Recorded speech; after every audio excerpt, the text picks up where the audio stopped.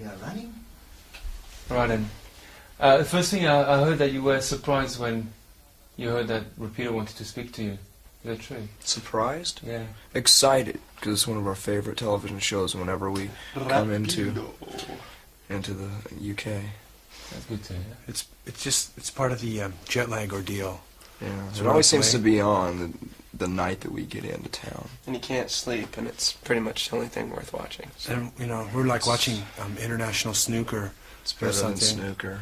And then Rapido comes on, and we jump up and down. Yeah, Rapido. Is there anything like that that could compare in America that talks about music?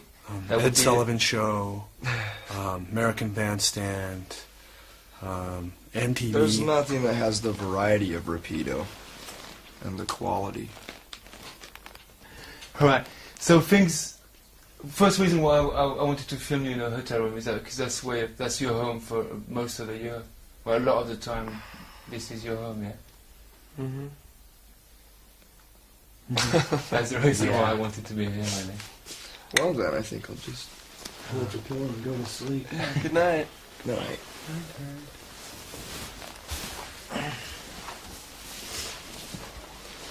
Now, the thing's going... yeah, things going real quick, isn't it? Yeah, I mean, the Nirvana. record's only been out for, what, 2 months or something? Something like that, yeah. I don't know, it's just a blur. I think it's been about 3 months now. Has it really? September 24th. That's right. October, November. 2 months. Just 2 months. Oh, well. That's Your what- perception of time and reality is obviously distorted. Because it is, I mean, an album to go, not a first album, an album to go, in the Billboard chart, in the top chart, at number 4. That's really quick. That's as quick as you can get, isn't it? I've never paid attention to charts before, Yeah. you know? I mean, the numbers, it's just a bunch of statistics, really. I want to have my chart done, astrological chart, so we can, like our next release or like my personal life, I'll go, like my chart says, I'm in Taurus and, Saturn is in Sagittarius. And and blue diamonds and green clovers, Orange stars. orange stars, And But- blue diamonds. and blue diamonds. But I'm sure even if you don't look at the numbers, somebody else is looking for you at the numbers. And I'm sure, here everybody, Rapido talks to you, a lot of people talking to you, want to talk to you. When you're going to go back in America, it's going to be the same, Like a number 4 album is a very big album. And then people are going to want to have your opinion about everything. It's already happening. Yeah, we have our opinions. We're a bunch of opinionated jerks. Let me tell you something. Jerky. Jerky. That's It's right. difficult to have an opinion about everything when you ask. It's difficult to have an opinion about everything because I don't know anything about anything. Well, you give your opinion to somebody, and it's just your opinion. It's not gospel or anything. All opinions are open to dialogue and forum. So you call that pressure already? Well, being shot up, shooting up at the top like that. Pressure? Mm-hmm. I don't think so. We don't really pay enough attention. I mean, it's not like any... we don't feel responsible to go out and try twice as hard, Yeah. I mean, it's just, it happened. We've been doing what we're doing. And if it goes up to number -12 on the chart, then Past number. whatever, past number 1 to -12. It's no big deal, really. Okay, you're bored about this conversation about exposure and pressure and... No, I'm sick. I'm sick. Well, you called the English flu or something. Touch me, I'm thick. You can fry a head of an egg on that Fry forehead. head on that egg. That's right. You ain't got a forehead, you got an 8 head. Magic 8-ball head. We'll just turn it up and down. And, that's how we plan our destiny, was with that Magic 8-ball. You turn it around. It says, try again. Comes out and it says, yes. Yes. Yes. No. And Go do you die. think when you're going to go back to the States, when are you going to go back to America? About 2 weeks. December 15th. Uh-huh. And then we go on tour for another 5 days, then we have a month off, then we go to Australia, New Zealand, Hawaii, Japan, Hawaii. Hawaii. Southeast Asia, and then we're home for a little while. It's crazy because like in France, like nobody was, for example, where the program comes from, where I come from, nobody was really talking about you before, and then suddenly it's like album of the year, like get it on TV, it's like all the magazines want a piece of the action. It's just, that's why I'm saying I asked the first question, it goes really quick.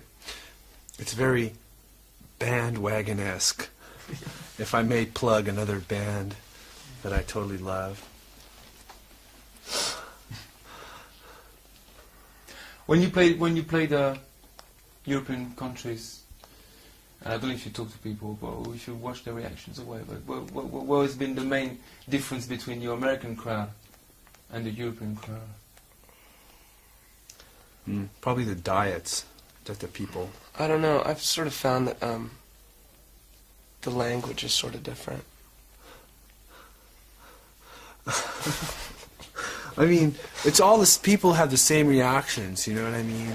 I guess we all came from a common ancestor, like Adam and Eve. Adam and Eve, right? Creationist, Adam and Eve, evolutionist, humanoid-type creatures came out of Africa and populated the Earth and adapted to their climates. But I think there's a million similarities and there are dissimilarities, and I think people's reaction to music is a very big similarity, whether it be on the continent, be it the UK or be in U.S. In the West, if you go to the East or if you go to like Cambodia or something, they wouldn't know what to think of you because they really haven't been exposed. But in the West, rock and roll has been a major cultural thing for the last 30 years, so it's pretty much the same reaction. Is it also because your music seems to be based on instinct, and then people can share that? Yeah, Sure. It wouldn't matter if we were speaking in tongues. Yeah, right It's a on. universal language. It's a universal language. And those are like worn out cliches, Rock and roll is a universal language, brother, But to some extent, that's true. I mean, you get a lot of people in the same room, you get good groove happening, and people really react. It's a great thing. I mean, something else, I don't know, again, you tell me in America, but in England or in France, it's like quite recently that it's kind of cool to like rock again. A lot of people kind of walked out of rock for a long time. Boy, and they wore black clothes, and it just, if that's the case, I mean, music isn't a fashion accessory. There's a lot of people it is, I know, but to us it isn't. I'm into industrial dance now. So what they do, they go to the pawn shop and sell all their CDs, not records, but CDs, because records are out. Maybe it's also because guys like you maybe like give quite a good name to rock. If rock and roll deserves a good name, it does. It does. And I think probably Bon Jovi gives love a bad name. God gave rock and roll to you. God gave rock and roll to you. And you've got a gift. It's called rock and roll. Rock and roll's paid for a lot of facelifts and hair transplants. There's one thing that I've learned about rock and roll by being in this business for 5 or 6 years would be to use your illusion. 1 and 2. It depends what illusion it is. Life is full of illusion. And here's my lovely magic. wife. It's magic. It's magic. and I mean,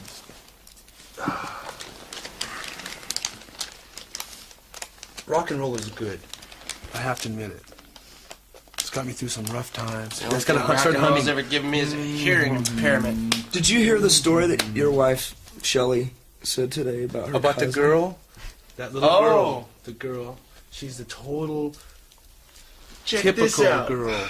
What's that Typical story? girl. It's great. This 13-year-old cousin of Shelley's had for the past couple of years has had her walls covered in New Kids on the Block posters, and she heard Dolls. our album, and she had dolls and everything, and she heard our album Nevermind, and she tore all her posters down Yeah, and burnt her dolls. Yeah. Really? You should know Set them on Stacy. fire. Stacy's like a little brat, like, now it's like, I hate New Kids on the Block. And she's a terror. man. She's a terror. She's smoking cigarettes. She's got a tattoo. Yeah. That's right. She just takes the car now. She's Right. not even old enough to drive. She's just up, zipping Cranking up her and music down. as loud as she can. Driving up and down, drunk, Drink hurting again. people. This cop pulled her over. She just went, smacked, knocked She's him only out. 13. She's only 13. That's right. Is never mind the attitude of a lot of people in the US to start with. Sure. I'm talking about the word here, like Yeah, it is. It is. It's too bad. It's too bad that's way. But see, people, they have to. Use their They illusion. make priorities. And a lot of times a priority is a car in your driveway, or whatever material objects you have, and it's all a bunch of junk. Trinkets and baubles. Trinkets. Yeah. Look at this shiny stone. Why is this any more? That's a Ming Voss to me. I know. I This need could it. be. Elizabeth Taylor should wear that on her finger. What's the difference? Can I have a drag? Yeah. without making it like sweeping statement or generalization, the people of your age, you've seen them changing, because I don't know the youth of America. I don't know what's Kids are a happening in lot their head. smarter. That's a good now. record. Kids By are the a way. lot smarter, I'm totally convinced. The average A lot 18-year-old smarter? is a lot smarter than they were when I was an 18-year-old. You think so? I'm convinced. In I what sort way? of wonder. What kind of smartness? They're just more aware. They're more jaded and cynical. They're more aware of injustice. They've learned from their parents' mistakes. American youth have had it all on a silver platter. They've been eating ice cream out of a bowl this big. But now that And then what is filled it? with But now crack. there are no such thing as Farrell's ice Yeah, cream Farrell's parlors. is gone. Because now No Farrell's more is a crack Shakey's. house. Dippy waiters and waitresses singing you happy birthday off key. You ever had one of those zoos? A zoo? Oh Did you yeah. ever have a zoo? It was like 32 different kinds of ice cream, or 16 or something like that. Oh, I thought of another idea for the video. Sea monkeys floating around in the video. Wouldn't that be neat? Wow. That's a Bride funny one trick. because when you talk about cynicism, this side of the water, being a cynic is not particularly a good thing. It is the opposite. No, it's not, but it's a fine defense mechanism, and that doesn't necessarily mean that people are avoiding necessary topics and things that really matter. It just means that they're aware of things. How many times do the people have to learn the same lesson? Well, not everything should be common sense anyway. Right. Instead of reactionaryism, nationalism. So that stuff's like easy. There's one band I want to talk about. Do you think a band like R.E.M. open up the doors, the commercial doors, for a band like you to come in and have a commercial success? A little bit. I think every band that's kind of I think it just goes down the line. cracked it a little bit, cracked the door open. Whether it's Sonic Youth, Yeah, Sonic Youth. Jane's Addiction, they did it. I've always thought of REM as a commercial band in the first place. They just happen to be a good, passionate commercial band. And there have always been good, passionate bands in rock and roll throughout the history. It's up to fans and people involved in the music industry to make sure that it doesn't get as stale and as bad as it has within the last 10 years. Especially in the Reagan era. Yeah. Did I roll that too tight? Sorry. Looks like it. I think I did. No, Yeah, because it's too tight. like from the don't know if the word is right, but from the traditional band, the affiliation of band that you're coming up with, you talk about, you know, the youth, the Askedoos, people like that. You're the first one to put the door open. Yeah. It seems like the mainstream is very consistent in like blandness, being bland, like bland, boring TV shows, bland, boring bands, bland, boring blockbuster movies. It's all very consistent. When it comes to like mainstream and commercialism, it's sort of like no one's willing to take a chance because it's a risk of money. You know, that's why you've had the same bunch of crap on MTV for the past 6 years or whatever. You know? Right. I mean, it just comes down to money, and people aren't willing. You know, it's not a feasible business move. You know, it's a vicious circle. Is actually these people who are trying to make money is they play it really safe, and they take like a demographic survey. So they survey all these the papal hierarchy in the Vatican. I mean, they survey all these people and say, like, what do you like? What do you want to see? And they've been fed garbage, so that's all they know. And they say, we want more garbage. So they give them the garbage. They survey them again, and it's all this garbage. Next thing you know, you have this full landfill full of diapers and styrofoam. And that's mainstream culture. Is a soiled Pamper diaper in a Big Mac container. If you're talking of Hollywood, for example, you know, like, because it costs so much money to make a movie, and it's a risk, like you're talking about commercial risk, what they do now, and they've been doing for quite a few years, is they buy successful French movies of the 50s and the 40s. They were blockbusters because they were well written. Do they colorize them? And then they reshoot them, like Freeman and the Baby and that kind of, you know. But that's just the beginning. They're going out there and buying, like. Oh yeah, that's exactly why there are so many new popular bands doing covers of songs even 5 years ago. You know, like this one band that we played with on Top of the Pops last night. We're doing a cover of a Christopher Cross song. Yikes! Yikes! You know. Crikey! Yeah. what a chuff. Yoinks! What a chuff! Yeah. It's. I mean, how many times do you have to see the same I Love Lucy plot on a sitcom? You know what I mean? But there's good stuff out there. I mean, The Simpsons. I mean, that's like a great TV show. And then it's a very commercial success. Yeah, it is. There's a lot of substance there. It's really good. And because I suppose, you know, the walls are pretty thick out there, maybe thicker than here between people. Is there already been people saying sell out to you because you're commercial? It hasn't really happened, to tell you the truth. You know, because we're not really playing along. I mean, we're not at Studio 54 with Bianca Jagger or cruising down Hollywood Boulevard with Slash and Mickey Rourke. You know, I mean, it's just not our scene, really. Pop, you know, in all the things I read about the band before I met you, it's like there's a word that comes back all the time, it's pop. And I think Isuka is saying, before, during the Bleach time, you know, like I was scared of making pop music. Ooh, did I say that? Well, it was printed anyway. Well, it was printed, I see. It sounds like a misquote to No, me. I've always loved pop music. It just so happens that most of the songs that we wrote at the time the Bleach album was coming out were more abrasive songs. There were quite a few songs that were very pop, like the songs like About a Girl, that were just left off the album. In fact, a few very pop songs on this album were written at the time, if not before, the Bleach album came out.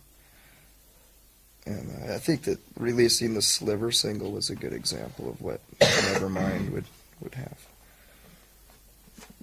So let's talk about pop, because it's, you know, if you go, each person's got his definition, I suppose. England's got a completely different way of talking about pop. What do you have, or I have? So what's pop? Pop is like Rubber Soul, Beatles. Just kind of a song with a hook, very simple. Yeah, anything with repetition, it doesn't have to be clean and jangly. Yeah. There are a few Melvin songs that are pop in my eyes. And I think pop could be like children's songs, you know? Yeah. Songs that you're taught in nursery school or whatever. Yeah, it's not pop as in popular. That's not the case. But pop is also something like, in England, it certainly is the case, it's something that you kind of love to hate. sometimes, you know, there's pop songs that you really hate, but, you know, they're just up there and you walk around with them and, you know. I think that's what pop is in England. Like a TV commercial. Something that sticks jingle. in your head. Yeah. Didn't Richard Carpenter do that at the Carpenters? He saw a bank commercial. Because I saw the Karen Carpenter story. And he was watching TV, popping Quaaludes, that his mom turned him on to. Here, Richard, That's pop. they're Quaaludes. They'll calm you down. So he's popping Quaaludes, sweating, and he saw this TV commercial for a bank. And the theme goes, "We've only just begun." And he goes, "That's a hit." So he got on the horn to Herb Alpert and buy the copyright to that song. And then they had a million-seller hit. I wonder if he's still popping ludes.